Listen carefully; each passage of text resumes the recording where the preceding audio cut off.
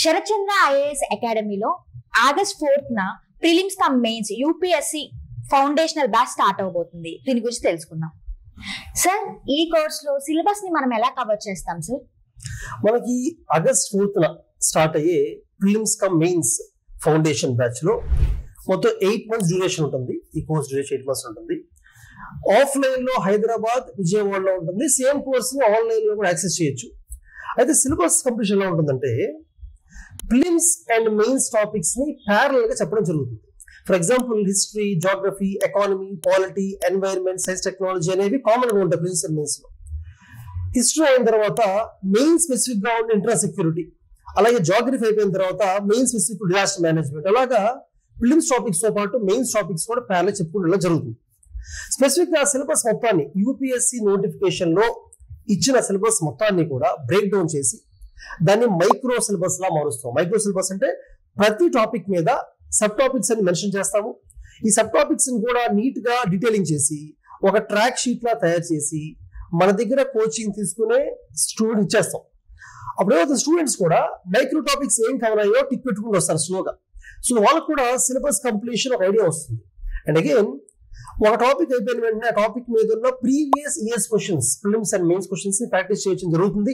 దానివల్ల స్టూడెంట్స్ కి ఏంటవుతుందంటే ఆ టాపిక్ లో వేటి మీద స్ట్రెస్ చేయాలి, యూపీఎస్సీ డిమాండ్ ఎలా అర్థం అవుతుంది అనమాట. ఇలా చెప్పుకుంటూ వస్తాము. ఆ రకంగా మన సిలబస్ కంప్లీట్ చేస్తాం. అండ్ దెన్ ప్రిలిమ్స్ కావాల్సిన GS1 జనరల్ స్టడీస్ తో పాటు CSAT కూడా చెప్తాం. జనరల్ గా చాలా మంది ఏం చేస్తారంటే CSAT అనే దాన్ని సివిల్స్ కోచింగ్ ఇంక్లూడ్ చేయరు, సపరేట్ గా వేరే కోర్సెస్ లాంచ్ చేస్తారు. కానీ మన దగ్గర విత్ ఇన్ దిస్ 8 months లోనే మనం CSAT కూడా ఫినిష్ చేస్తాము. అలాగే ఈ 8 months లో ఒక 5 months అంటే జనరల్ స్టడీస్ 8 months అవుతుంది. ఒక 5 months మాత్రం ఆప్షనల్ కోచింగ్ ఉంటుంది.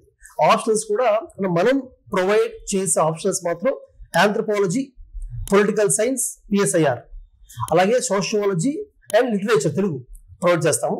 అది కూడా తీసుకోవచ్చు స్టూడెంట్స్. 8 months తర్వాత ఏమవుతుందంటే వీళ్ళు ప్రిలిమ్స్ ఎగ్జామ్ రాస్తారు. ప్రిలిమ్స్ ఎగ్జామ్ రాసిన తర్వాత ఆ మెయిన్స్ గ్యాప్ ఉంటుంది. మెయిన్స్ ఎగ్జామ్ ఆ టైంలో mains answer writing practice, test series connect చేయడం జరుగుతుంది. అలాగే మెయిన్స్ అయిన తర్వాత ఇంటర్వ్యూకి వెళ్ళేదాకా కూడా ఇంటర్వ్యూ గైడెన్స్ కూడా మనం చెప్పడం జరుగుతుంది. సో ఈ రకంగా ప్రిలిమ్స్, మెయిన్స్, ఇంటర్వ్యూ అన్ని కూడా ఫోకస్ చేస్తాం. సార్, ఈ కోర్స్ లో రిసోర్సెస్ ఏం ప్రొవైడ్ చేస్తారు అండ్ కరెంట్ అఫైర్స్ ఎలా కవర్ చేస్తారు సార్? యాక్చువల్గా రిసోర్సెస్ మనకి ఏమవుతుందంటే సివిల్స్ లో రిసోర్సెస్ వెరీ ఇంపార్టెంట్. ఈ prelims cum mains foundation course లో కోచింగ్ ఇస్తాం. ఎక్స్పర్ట్ ఫ్యాకల్టీ వస్తారు, క్లాస్ చెప్తుంటారు, ఎగ్జామ్స్ పెడుతూ ఉంటారు. బట్ దానికన్నా వెరీ ఇంపార్టెంట్ అంటే ఎటువంటి మెటీరియల్ మనం వాళ్ళకి ఇస్తాం అనేది. మనం శరత్ చంద్ర ఐఏఎస్ అకాడమీ మన own material for every subject ఇస్తాం. అవర్ కాంప్రిహెన్సివ్ మెటీరియల్ ఇస్తాం first. Second, news papers, the Hindu paper ని జనరల్ గా ఫ్రీగా మన దగ్గర కోచ్ అందరికి కూడా వి సబ్స్క్రైబ్ అండ్ గివ్ ఇట్. అలాగే NCERTs లో సోషల్ స్టడీస్ NCERTs ఏవైతే ఖచ్చితంగా చదవాలో యూపీఎస్సీకి అవి కూడా మనం ఫ్రీగా ఇవ్వడం జరుగుతుంది. దాంతోపాటు ఇంకో అడిగినట్టుగా కరెంట్ అఫైర్స్ వచ్చేసరికి కరెంట్ అఫైర్స్ నేను చెప్పినట్టుగా న్యూస్ పేపర్ ఇవ్వడమే కాకుండా వీక్లీ కరెంట్ అఫైర్స్ క్లాస్ పెడుతూ ఉంటాము. డైలీ కరెంట్ అఫైర్స్ మెటీరియల్ ఇస్తాం. అంటే డైలీ డిఫరెంట్ న్యూస్ పేపర్స్ నుంచి వచ్చిన ఇంపార్టెంట్ కంటెంట్ ని ఒక 6 pages లో మనం కరెంట్ అఫైర్స్ నోట్స్ లా తయారు చేసి ఆ ప్రింట్అవుట్స్ ఇస్తాం స్టూడెంట్స్ కి.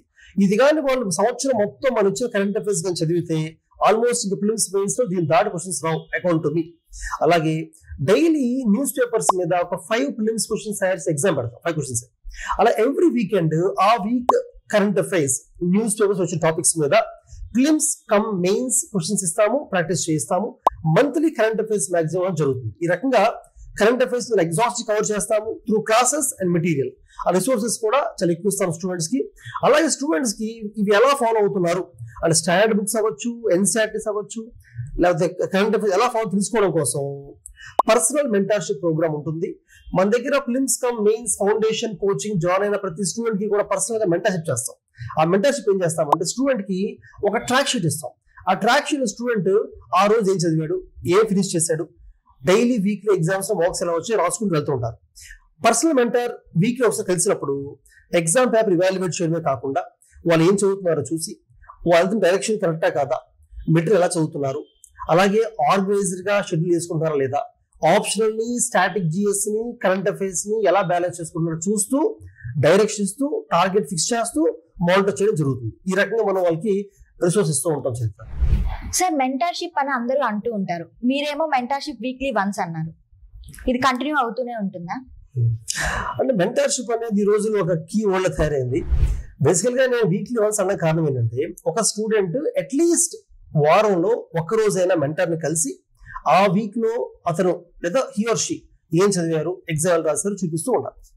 బట్ మన దగ్గర మెంటర్స్, పర్మనెంట్ మెంటర్స్ ఫిక్స్డ్ గా మన ఇన్స్టిట్యూషన్ లో హైదరాబాద్ విజయవాడ బ్రాంచ్ లో ఇప్పుడు ఉంటారు. అండ్ స్టూడెంట్స్ ప్రతిరోజు యాక్సెస్ చేయొచ్చు, వాళ్ళ ఆన్సర్స్ రాస్తే కరెక్షన్ చేయించుకోవచ్చు, కరెంట్ అఫైర్స్ నోట్స్ ఉంటే క్లియర్ చేసుకోవచ్చు, లేదా మోటివేషన్ కోసం అవ్వచ్చు, డైరెక్షన్ కోసం అవ్వచ్చు, డైలీ కలవచ్చు. బట్ వీక్లీ అట్లీస్ట్ వన్స్ కలవాలనేది నా ఉద్దేశం. అండ్ మెంటర్షిప్ విషయానికి వస్తే శరత్ చంద్ర ఐఏఎస్ అకాడమీలో మాత్రమే పర్మనెంట్ మెంటర్స్ డైలీ స్టూడెంట్స్ తో డౌట్ క్లారిఫై చేయడానికి ఉంటారు. సార్ చాలా మంది ఫౌండేషనల్ కోర్స్ లో ఓన్లీ ప్రిలిమ్స్ నే కాన్సన్ట్రేట్ చేస్తూ ఉంటారు, మన దగ్గర మెయిన్స్ ఎలా ఉంటుంది? నువ్వు చెప్పినట్టుగా చరిత్ర జనరల్ ఎక్కువ మంది ఎలా ఆలోచిస్తారంటే, కోచింగ్ ఇస్తున్నప్పుడు ప్రిలిమ్స్ క్వాలిఫై అయిన తర్వాతే కదా మెయిన్స్ ప్రిపేర్ అవ్వాలని చెప్పి ఆ కోచింగ్ టైం అంతా కూడా ప్రిలిమ్స్ ఎక్కువ ఫోకస్ చేస్తారు. బట్ మన దగ్గర మాత్రం మనం బిలీవ్ చేసేది ఏంటంటే, ఏ టాపిక్ ని చెప్పినా ఆ టాపిక్ మీద ప్రిలిమ్స్ అండ్ మెయిన్స్ ఆస్పెక్ట్స్ ని కవర్ చేస్తాము. అండ్ ఎవ్రీ వీకెండ్ మనం ఆ వీక్ లో జరిగిన సిలబస్ మీద ప్రిలిమ్స్ అండ్ మెయిన్స్ ఎగ్జామ్ పెడతాము. ఈవెన్ నేను ఇందా చెప్పినట్టుగానే కరెంట్ అఫైర్స్ కూడా వీక్లీ కరెంట్ అఫైర్స్ ఏది ఉంటాయో వాటి మీద weekend few prelims questions and few mains questions ఇచ్చి ప్రాక్టీస్ చేయడం జరుగుతుంది.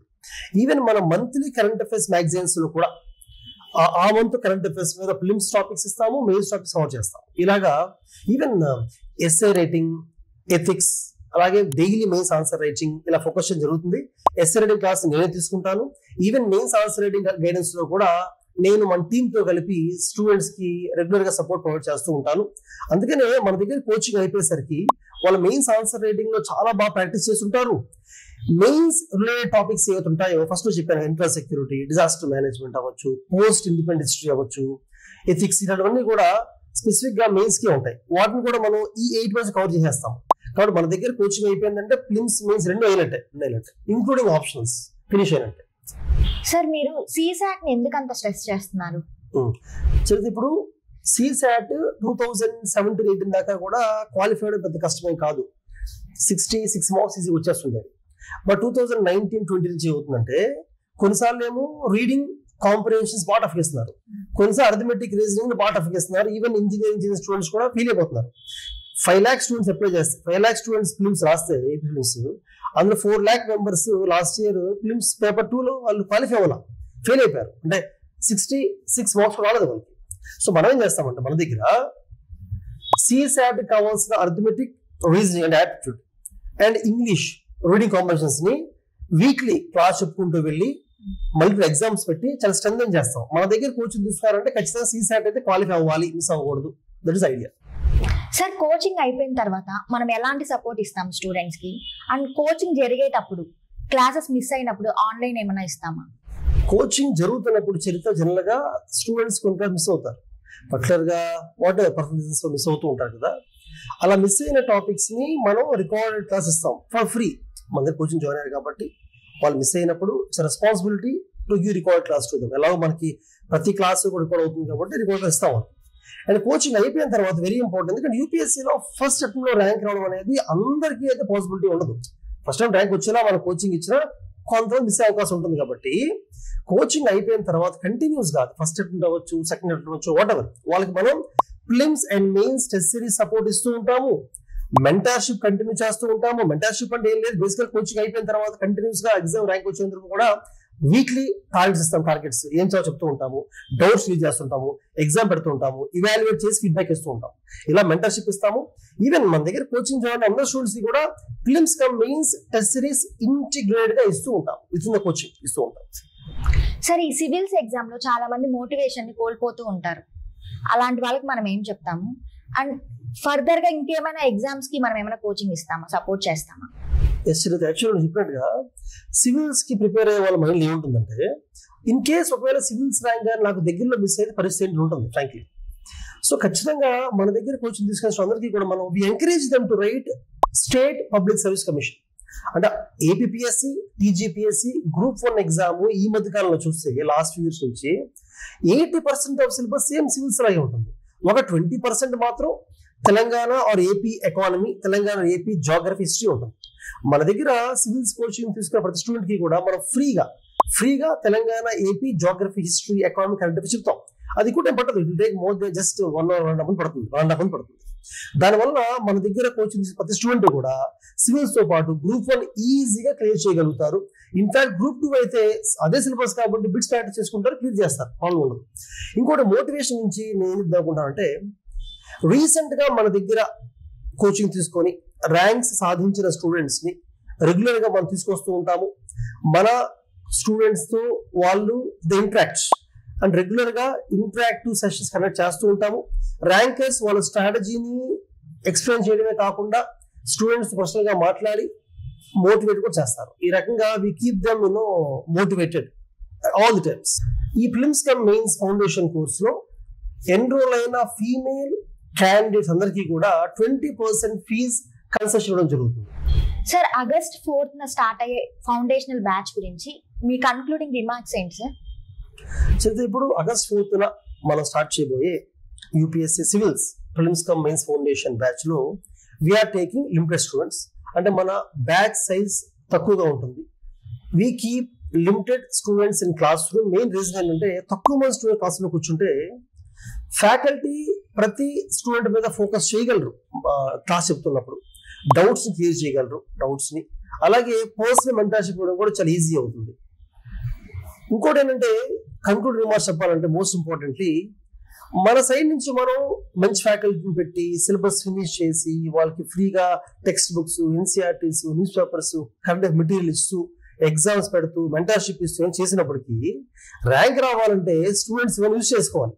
డైలీ పేపర్స్ చదవాలి, వీకెండ్ మీద పెట్టి ఎగ్జామ్స్ రాయాలి, పర్సనల్ మెంటర్షిప్ చేసే మెంటర్స్ ని కలుస్తూ డౌట్స్ క్లియర్ చేసుకుంటూ ఉండాలి, కరెంట్ మెటీరియల్ వాళ్ళు ఫినిష్ చేయాలి ఇన్ టైం. ఇవన్నీ వాళ్ళు చేయాలి.